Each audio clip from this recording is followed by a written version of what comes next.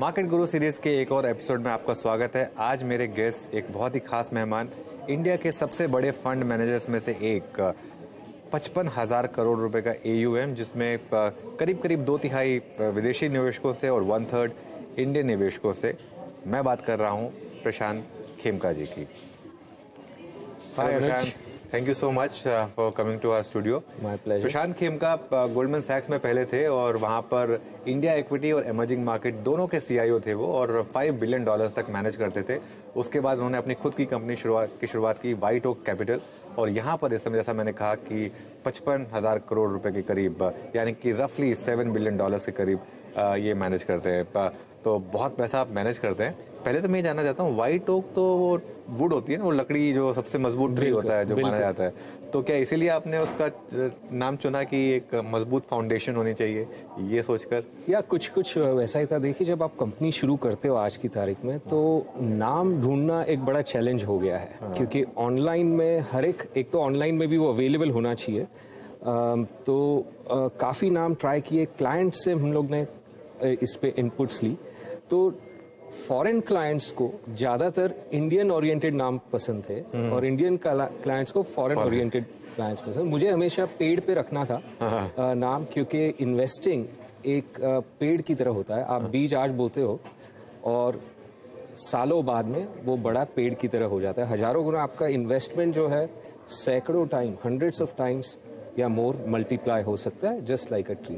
And white oak, जैसे आपने कहा, one of the longest lasting, उसकी आयु भी बहुत लंबी होती है, and one of the strongest trees में है। इसीलिए दुनिया भर में ओक ट्री के नाम से बहुत, या ओक के ऊपर बहुत से, maximum number of names in asset management में। ओके, बहुत ही अच्छा, शानदार। तो प्रशांत जी, फिर एक आपका जो फंड है, इसमें अब ज़्यादा पैसा इंडिया से आ रहा है या ज़्यादा पैसा बाहर से आ रहा है? मतलब ज़्यादा ट्रैक्शन क्या आ रहा है? क्योंकि हमने लगातार बात की है कि DIIs या डोमेस्टिक मनी काफ़ी आ रहा है मार्केट में, लेकिन FIIs भी रहकर लगा रहे हैं, बीच बीच में वो निकालते भी हैं। तो ज़्यादा पैसा आपको कहाँ से आ रहा है?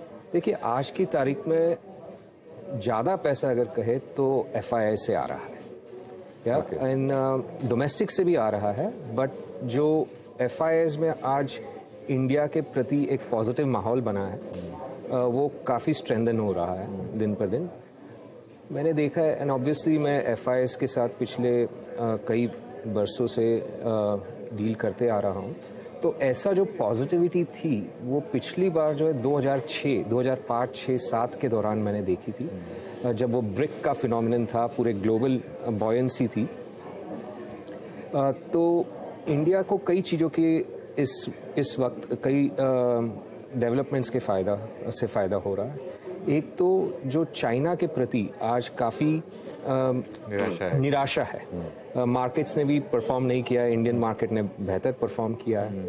दूसरा, ये तो मार्केट के लोगों की बात होगी, बट अगर आप रियल वर्ल्ड में भी देखो, चाहे जियोपॉलिटिक्स हो या कॉर्पोरेट वर्ल्ड में देखो, तो दुनिया की बड़ी से बड़ी कंपनियां डर रही हैं चाइना आज जाने से। वो चाइना से 1+ जो कह रहे लोग, एक सप्लाई चेन डाइवर्सिफिकेशन के लिए उनके मैनेजमेंट्स को पूछा जा रहा है। बोर्ड्स में बोर्ड मेंबर्स पूछ रहे हैं कि आपका क्या प्लान है। इन्वेस्टर्स कंपनी के अर्निंग्स कॉल और कॉन्फ्रेंसेस में पूछ रहे हैं आपका क्या प्लान है। अगर कुछ रूस और यूक्रेन में जैसा हुआ, या कोविड की तरफ फिर से कुछ सप्लाई डिस्ट्रप्शन हो गया चाइना में, तो कैसे आप बिजनेस कंटिन्यूटी प्लानिंग का विचार करें। तो उसमें कई देशों को जो इससे फ़ायदा हो रहा है, उसमें India one of the key ones है, क्योंकि इंडिया का डोमेस्टिक मार्केट भी बहुत लार्ज है। तो एक फ्रॉम एवरी एंगल, एक तो geopolitically India is now considered safe haven, which is one of the few times that India can claim that or has been able to claim that status globally. And real world में आप corporate around the world एक positive जो माहौल बना है, उसके that feeds into the market positivity. तो प्रशांत जी, अब मार्केट काफ़ी चल चुका है, वन वे में एक रैली आई है। हालांकि कई लोग कह रहे हैं कि हम क्योंकि स्टार्टिंग पॉइंट एक ले लेते हैं, इसके लिए शायद वो हमारा व्यू कलर कर देता है। 18 महीने पहले भी हम 18,000 समथिंग पर ही थे। आपके हिसाब से जो पेस ऑफ द रैली रही है, इससे थोड़ा डरने की जरूरत है, या ये part of the market games, market cycles का पार्ट है? देखिए, मार्केट एक ऐसा मैकेनिज्म है जो extraordinary value over time create करता है, और किया है। इंडियन मार्केट ने किया है, यूएस मार्केट ने किया है, and most of the markets ने किया है, जब some exceptions are there. But इसकी एक ये खूबी है या शॉर्टकमिंग है कि वो स्ट्रेट लाइन में नहीं जाता। हाँ, हाँ। कई बार बरसों का रिटर्न चंद दिनों में आ जाता है, और कई बार बरसों तक कोई रिटर्न नहीं आता। वो एक कोई तो एक रिलेटेड सेइंग है ना, पल में युग युग बीत जाते हैं, और नहीं तो सालों तक कुछ नहीं होता, कुछ ऐसा ही कोई है। वैसा वो मार्केट पे बहुत सही बैठता है। तो इसलिए जैसा आपने कहा 18 महीने पहले भी यही था। अगर आप ट्रेलिंग 5 ईयर, ट्रेलिंग 10 ईयर आप रिटर्न्स देखें तो they are in low double digit range. कुछ दिनों से यहाँ वहाँ हो सकता हूँ मैं, तो that is not a hyperbolic rise of any kind. अक्टूबर 2021 में भी हम करीबन यहीं पे थे। पिछले 5 साल का आप रिटर्न देखो तो वो करीबन 10-11% ही है। तो ऐसी कोई मुझे डर वाली बात आज तो नहीं दिखती। बट हालांकि ये भी कहूँगा, मुझे डर वाली बात कभी दिखती नहीं। ये बहुत अच्छी बात की आपने, एकदम फेयरलेस हैं आप। तो अच्छा, एक जो अब मार्केट को लेकर एक धारणा बन रही है कि अब इलेक्शन की तरफ जा रहे हैं, और आप इन साइकिल्स को आपने काफ़ी अच्छे से स्टडी किया है। तो यहाँ से लेकर अब इलेक्शन तक आपके हिसाब से मार्केट में किन तरीके की साइकिल्स में या किस तरीके के सेक्टर्स में पैसा बनेगा? एक अगर पास्ट हिस्ट्री को एक एनेक्डोटल एविडेंस माना जाए तो देखिए, अगर आप पास्ट हिस्ट्री भी देखोगे तो उसमें से कुछ भी ऐसा निकल कर नहीं आएगा जिससे ये पता चले कि किस सेक्टर्स में निवेश किया जाए अगले 8-9 महीने में। हर बार इलेक्शन के पहले आप दूसरे सेक्टर्स जो होंगे वो परफॉर्म करेंगे या नहीं परफॉर्म करेंगे, तो उससे कुछ ज़्यादा आप विश्लेषण करके फ़ायदा नहीं कर सकते हो अपने क्लाइंट्स का। हाँ, जब हमारे ग्लोबल क्लाइंट्स पूछते हैं कि आज की तारीख में आपको सब कुछ पॉजिटिव दिख रहा है इंडिया के बारे में, कोई रिस्क क्या लग रहा है, किस चीज़ से हमें चौकन्ना रहना चाहिए, तो मैं यही एक कहता हूँ, जो ग्लोबल रिस्क है वो तो सबको पता है and they are well discounted and understood. एक रिस्क ये है जो सेंट्रल इलेक्शन का रिस्क है। वी हैव सीन हिस्टोरिकली कि इलेक्शन के दौरान थोड़ी वॉलेटिलिटी होती है। 2004 में, 2009 में सर्किट में लगे थे, एक बार डाउन सर्किट, एक बार अप सर्किट, एक बार डाउन सर्किट। तो वो उस वक्त होता है जब मार्केट की एक धारणा होती है इलेक्शन आउटकम क्या होगी, और मार्केट उस धारणा से कंफर्टेबल होता है। वो एक लेवल जो market going into the election results, वो धारणा मार्केट में रिफ्लेक्टेड होती है। उस धारणा से एकदम विपरीत आ गया रिजल्ट, जैसे 2004 में आया, तो 1-2 डाउन सर्किट भी लग सकती है, और उस धारणा से विपरीत स्ट्रॉन्ग पॉजिटिव आ गया, जैसे 2009 की बात थी, तो दो सर्किट भी लगे, 2 से ऊपर की भी लग सकती है। तो वो एक रिस्क है। हालांकि आज सबको एक पक्का ऐसा अनुमान है कि एक कंटिन्यूटी रहेगी, which is what market is expected and is positive about, but वो एक चीज़ को ध्यान रखना जरूरी है। ओके, अच्छा, मैं आपका पोर्टफोलियो देख रहा था, उसमें मुझे एक चीज़ जो स्टैंड आउट कर रही थी कि आपके सभी पोर्टफोलियोज में अक्रॉस द बोर्ड जो टॉप होल्डिंग्स हैं, उसमें जो 2 इंडिया के सबसे बड़े बैंक्स हैं, प्राइवेट बैंक्स, HDFC बैंक और ICICI बैंक।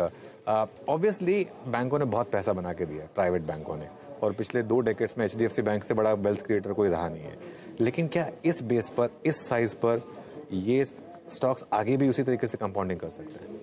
बिल्कुल, आपने बहुत मज़ेदार बात है कि आपने अभी अभी इलेक्शन की अपर सर्किट लोअर सर्किट की बात की, और आपने 2 बैंकों का बात किया। मुझे याद आ गई 2004 में जब लोअर सर्किट लगी थी तो ADRs भी 10-15-20% डाउन थे, और ये 2 HDFC बैंक और ICICI बैंक के जो ADRs है, वहाँ पे जो भी बचा कुचा पैसा ऑलरेडी इंडियन मार्केट में नहीं लगा था, वो मैंने इन दोनों ADRs में तब भी लगाया था।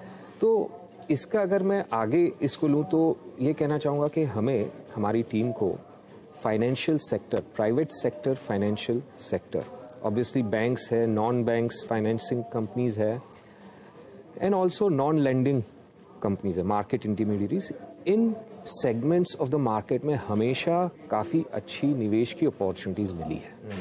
हाँ, और आज भी वो उसमें कोई चेंज नहीं आया है। तो मैं इंडिविजुअल नामों पे बात नहीं कर सकता, बट हाँ, कई कंपनीज है, कई बैंक्स है प्राइवेट सेक्टर एंड कई नॉन बैंकिंग फाइनेंशियल कंपनीज है जो आज भी टीम अच्छी मात्रा में ओन करती है। और धारणा यही है कि ओवर टाइम ये स्ट्रॉन्ग आउट परफॉर्मेंस डिलीवर करेगी, नॉट जस्ट बिकॉज इन्होंने पास्ट में आउट परफॉर्मेंस डिलीवर किया है, बट आज इनकी जो प्रॉस्पेक्ट्स है, इंडियन इकोनॉमी लो डबल डिजिट ग्रो कर रही है, क्रेडिट पेनिट्रेशन इंक्रीज हो रहा है, तो credit growth is low to mid teens, और जो प्राइवेट सेक्टर बैंक्स है वो निरंतर मार्केट शेयर गेन कर रही है। तो high teens to 20+% growth for some of these private sector financials is reasonable to expect, and because जो market structure कुछ ऐसा है कि unlike US या Western Europe जहाँ पे cut throat competition है, इसलिए वहाँ पे lending institutions को excessive risk लेना पड़ता है to generate that ROA and ROE. ROA के लिए operating risk लेते हैं excessive, और ROE के लिए leverage ज़्यादा रहते हैं। इंडिया में चाहे कितना भी कोई कह ले कि कंपेटिटिव है बैंकिंग सेक्टर, वेस्टर्न यूरोप और यूएस के मुकाबले still it is a very profitable enterprises these are, and margins profitability हमारे हिसाब से वो बनी रहनी चाहिए। तो at a strong growth you can generate very robust ROE in the high teens or so for yet many years to come. And valuations जो है आज काफ़ी टाइम करेक्शन हो गया उनको, इतने जो प्राइस टू बुक पे अगर आप इनको वैल्यू जैसे आमतौर पे प्राइस टू बुक पे किया जाता है, वो ऑब्वियसली क्योंकि पिछले कई सालों से ग्रोथ कम हुआ है, पर वो अभी प्राइस टू बुक भी काफ़ी ग्लोबली, अगर आप देखिए हमारा ग्लोबल इमर्जिंग मार्केट फंड भी है, तो ग्लोबली अगर हम कंपेयर करते हैं इन बैंकों को विद अदर इमर्जिंग मार्केट्स और डेवलप्ड मार्केट्स, तो इतना स्ट्रॉन्ग फंडामेंटल्स और ऐसे अट्रैक्टिव वैल्यूएशंस हार्डली कहीं मिलते हैं। तो लेकिन PSU बैंकों में आप वैल्यूएशन कंफर्ट के बावजूद पैसा नहीं लगाएंगे, अभी भी आप प्राइवेट में ही प्रेफर करेंगे, इसका मतलब? देखिए हमारी टीम कई बार इन्वेस्ट करती है अक्रॉस, तो मैं ऐसे ब्लैंकेट नहीं कह सकता कि PSU बैंक्स में, बट हाँ ये जरूर कह सकता हूँ ज़्यादातर इन्वेस्टमेंट प्राइवेट सेक्टर में रहता है, बट यस हम लोग PSU बैंक्स भी इवेल्युएट करते हैं, and from time to time जब मौका मिलता है तो टीम निवेश जरूर करती है।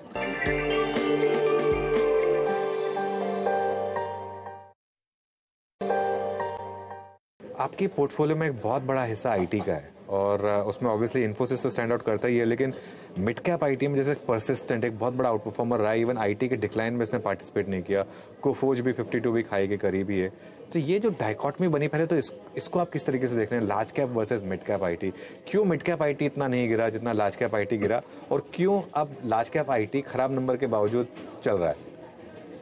जरूर सी कई सेक्टर्स में लार्ज कंपनीज हो या मिड कंपनीज हो, उससे मार्केट कैप या साइज ऑफ द कंपनी से कोई पॉजिटिव या नेगेटिव इफेक्ट नहीं होता है इन ऑपरेशंस ऑफ द कंपनी।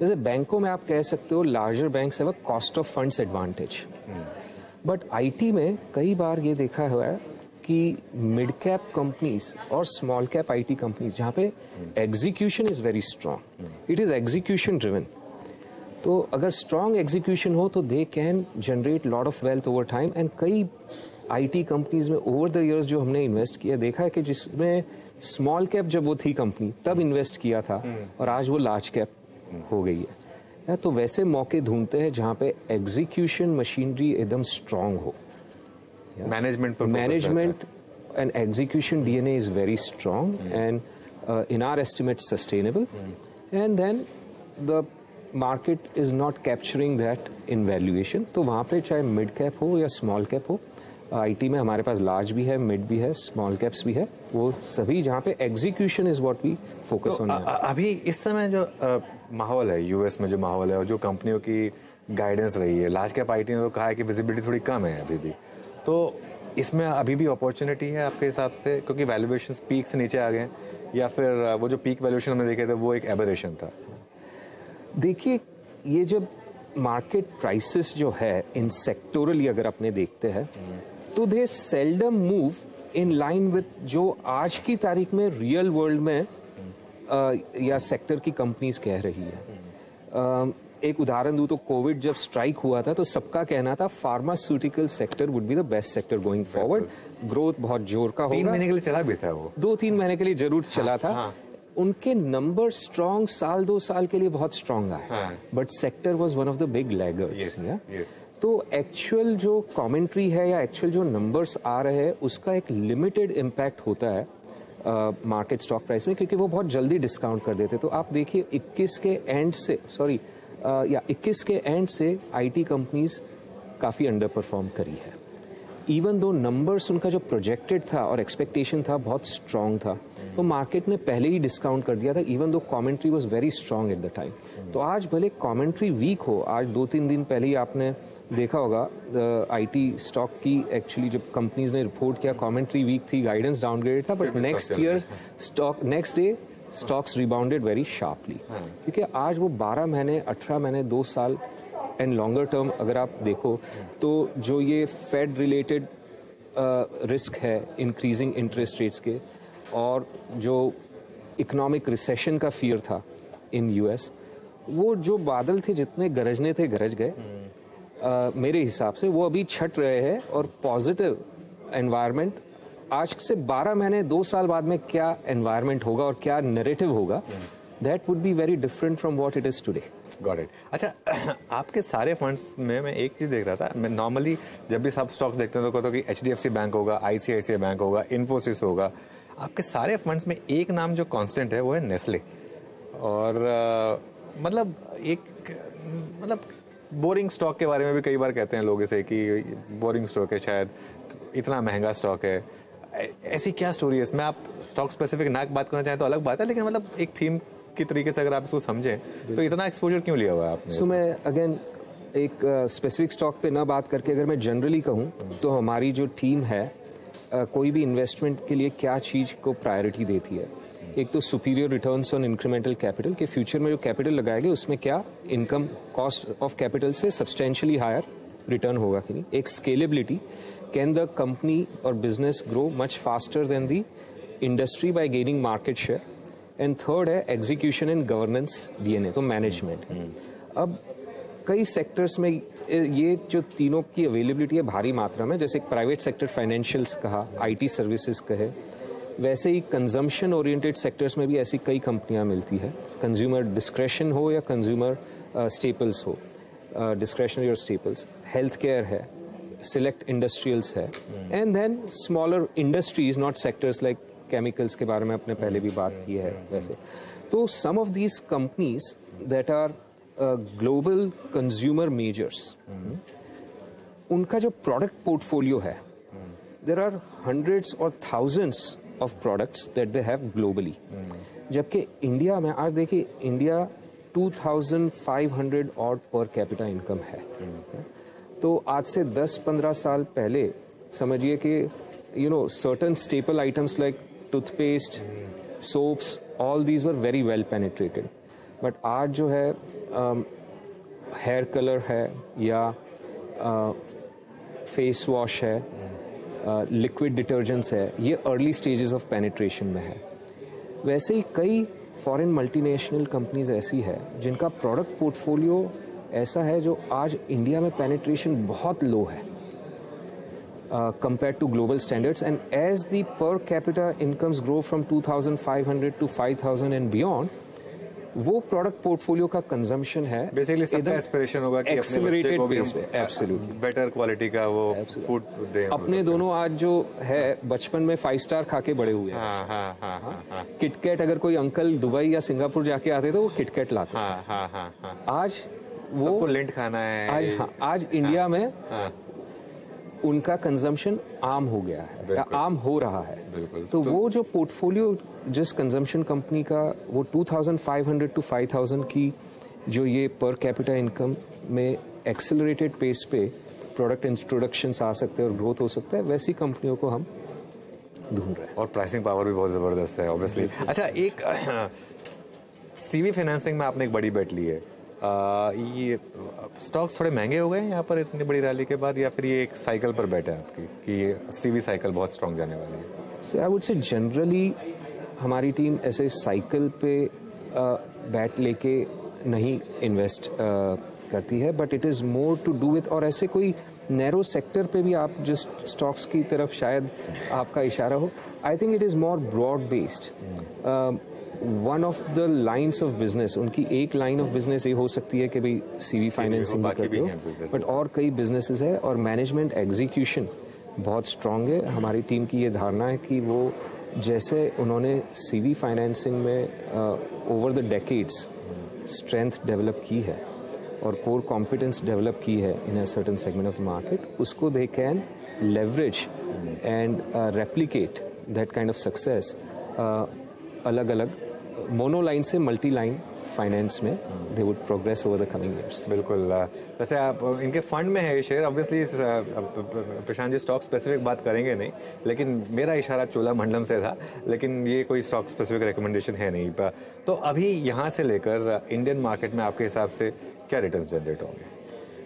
देखिए मार्केट्स, मुझे किसी भी वक्त आप ये सवाल पूछोगे, मेरा यही कहना होगा low double digit is a reasonable expectation, क्योंकि वर्ल्ड वाइड मार्केट्स में nominal GDP plus dividend yield is a logical reasonable expectation to have. आप यूएस में देख लीजिए, यूरोप में देख लीजिए, और पिछले 30-40 सालों के दौरान वही रिटर्न आया, और इंडिया में भी पिछले 30 साल में 12% रिटर्न बना है। और आप देखोगे सेंसेक्स ईपीएस भी करीबन 12% ग्रो हुआ है और नॉमिनल जीडीपी करीब 12% ग्रो हुई है। और उसका अंडरलाइन कारण ये है, जो नॉमिनल जीडीपी ग्रो होती है उसी से corporate sales typically tend to grow right around there, and profitability over time has a certain level where it stabilizes, so corporate profits grow at around that level, and P multiple long period of time में P multiple का इतना अंतर नहीं आता है और short period में उसका कोई अनुमान नहीं लगा सकते। बिल्कुल। तो over the next 12 months I would say 10 to 12% return is a reasonable expectation from equity markets। Okay, तो जो निफ्टी को 22,000 पर ले जाएगा, रिस्क फैक्टर यहाँ से आपके हिसाब से कोई, ऑब्वियसली रिस्क फैक्टर बता के नहीं आता है, लेकिन अगर कोई एज्यूम करना हो तो क्या हो सकता है? जो रिस्क बताकर नहीं आएंगे उनका तो कुछ कह नहीं सकते। अननोन रिस्क, जैसे कोविड हुआ, रशिया यूक्रेन हुआ, बिल्कुल। वरना जो रिस्क है एक तो कॉमन वैरायटी के, अगर इन्फ्लेशन किसी भी कारण से ग्लोबली कुछ और डिस्ट्रप्शन आता है और इन्फ्लेशन फिर से, ग्लोबल इन्फ्लेशन फिर से पिकअप होता है, तो that will throw markets of around the world. और उसके अलावा जो इंडिया स्पेसिफिक रिस्क है, आज वो जो शुरू में अपने डिस्कस किए थे, उस पर ध्यान रखना है, and hopefully that passes through without any shocks to the system। Prashant ji बहुत बहुत शुक्रिया, थैंक यू सो मच, आज आप यहाँ पर स्टूडियो आए और इतनी अच्छी बातचीत आपने हमसे की। माय प्लेजर जी, थैंक यू सो मच, बहुत बहुत धन्यवाद मुझे यहाँ बुलाने। Thank you.